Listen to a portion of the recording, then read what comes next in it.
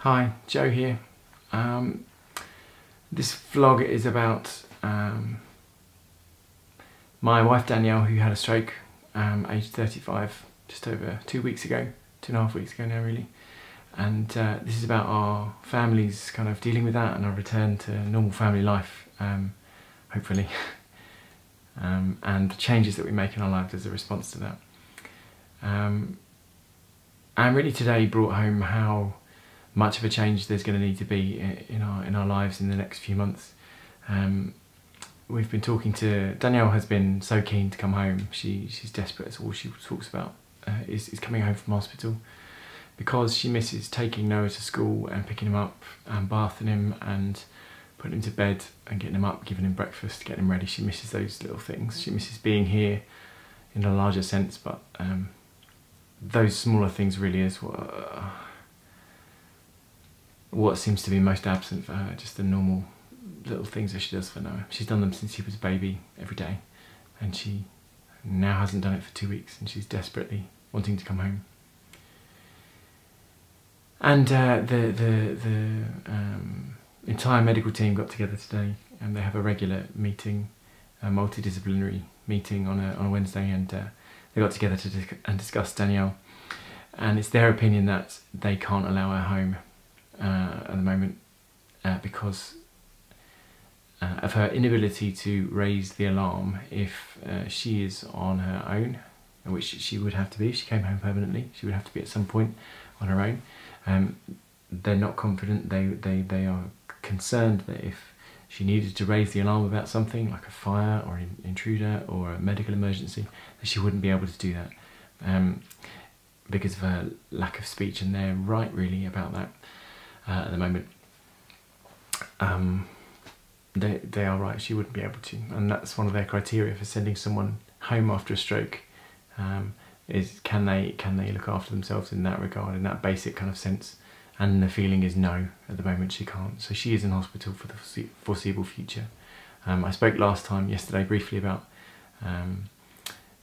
the two options they're looking at are an early supported discharge, where she would be supported in home with some speech therapy for about 45 minutes a day for 6 weeks is what they're contracted to do, what they're commissioned to do. And there's a possibility to extend that to 12 weeks. The general feeling is that actually for Danielle that wouldn't be enough, because she's young and she has a chance to make a full recovery because there's minimal damage to her brain. And so the other option that's being offered is a residential intensive language language therapy, and really what they're recommending with that is a place in South London, Queen Mary's Hospital, which is about 2 hours away from where we live. And I said yesterday that Danielle's really not keen on doing that, but that we recognise that actually that's probably the best hope in the long run, is that she goes there. And what we found out today, really, what we discovered really today, is that that would be for 3 months. She would be there, and that's hard to adjust to. Really, the implications of that are enormous, because I couldn't take Noah. I couldn't make Noah travel 2 hours there and 2 hours back, 4 hours a day in the car, or on a train and a bus, 2 buses and a train. 2 buses, 2 trains and a tube to get to her. There's just no way of doing that. There's potential at the weekend to visit, but he wouldn't see her during the week, which is a horrible prospect. We just wouldn't be able to go and see her.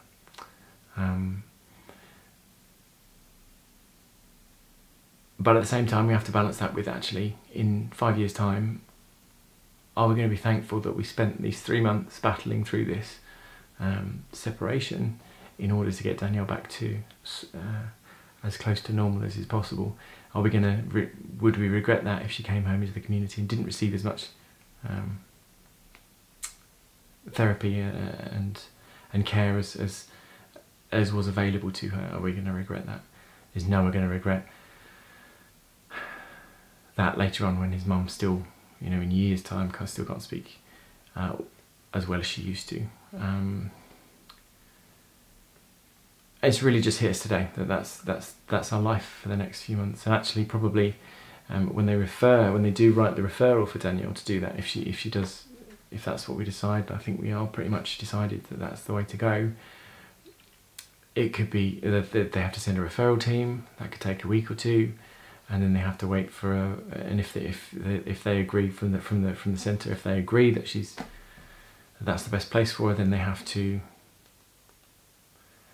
There has to be a bed available, so she could well go on a waiting list, and it could be a month or two before she even starts that 3-month process. So it could be, you know, absolute worst case scenario, it could be getting on for 6 months before she comes home. And I kind of might seem like I'm quite cold and you know, just matter of fact about this, but I'm just worn out emotionally with trying to comprehend what this means. It's been a really tough day today, and I can't think about it anymore in terms of what it means for us, because it's just too big. I realised today that I can't continue to tutor. Danielle and I both tutored, and it was my intention to take over her tutees. We tutor maths in the evening, and it was my intention to take over her tutees. But if this is our life now, it's really not fair to Noah. Also, there's a question about what I do job-wise now, because it just throws up all sorts of problems, really. So we're going to spend the next little while dealing with those issues and trying to work out what this interim period, and actually, when we're not going through it, when we're not living it, it's going to feel like a very small period of our lives when we look back on it. But right now, it feels like forever that this is going on for. It's been 2.5 weeks, and I know that she has been fantastically fortunate in the way that she's responded to treatment and how much better she is now. We actually ran into again the lady that the professor who took out who performed the thrombectomy, took out the clot from Danielle's brain, and she was with one of the directors of the hospital, non-executive directors of the hospital, who was responsible for the fact that Southend Hospital has a mobile stroke unit, and they have this thrombectomy service that they do, that they whiz people there and take out the clot super fast. And he's responsible for that. And she sort of indicated that actually that was in question up until they, the continued funding for that was in question up until they saved Danielle. And so she's a little bit of a miracle around there. And we're so thankful for that. But it is still life-changing, and I don't know what we do. I don't know where we go from here, and what life looks like now, but we'll figure it out, and we'll adapt, and we'll move forward. Yeah, she's alive, she's with us, she's herself, and those are the things that I'm most grateful for in the world. And it's really inappropriate and not something I want to do, but every time I see the lady that saved her, even though it was a whole team of people really that saved her, I just want to throw my arms around them and hug them, and I haven't, because it's slightly inappropriate and not very, not the kind of thing I do, but yeah, I'm so grateful for how she is and how quickly she's responded.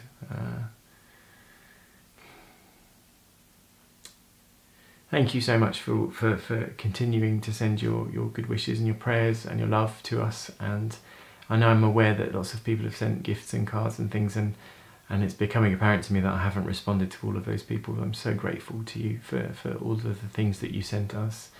You know, the magazines for Noah and books for Noah, and just thoughtful gifts that people have sent us that just let us know that you're thinking of us, and that means a lot. So thank you. So we spent most of the day trying to work out what we were going to do, and then Danielle spoke to the ward psychologist, who is lovely, and heard what Danielle was saying about not wanting to be apart from Noah, and actually Danielle suggested that might be damaging to her in terms of her progress. And so she got on it, and she was certain that they couldn't offer anything different in terms of a way forwards, but while Danielle is waiting in hospital, she arranged for her to have time at home on a Saturday. So Danielle's coming home for a little while on Saturday, so 10 o'clock until about 3 she's allowed to come home. We have to make sure there's someone with her all the time, and we have to be careful, but she's allowed home, and that has changed a really terrible day, a really difficult and quite painful day, into something lovely. So I look forward this weekend to seeing my wife in my house. She's going to come home. We're going to put the Christmas decorations up because we haven't done that yet, and we're going to go to Noah's horse riding lessons. We're going to come home and cook Danielle's favourite meal that she's been pining for this whole time. Hospital food isn't great, and we're going to spend some time just sitting together and playing games and doing the normal things we do on a Saturday. And we get to have that time every Saturday, which is a real blessing and something to look forward to all week. And in the times when it's really difficult and we're really missing each other, we know that we'll be able to spend that time together. So it's really nice to have that. Thank you again for your support, your messages. If I don't respond, I'm sorry. I'm sorry if I don't respond. It's not because I don't care. I read everything that's sent. Thank you for your support and your love and your prayers, and we really appreciate it. Please, please, please hug the ones you love today. Take care. Have a good week. Bye. Oh, I forgot to say.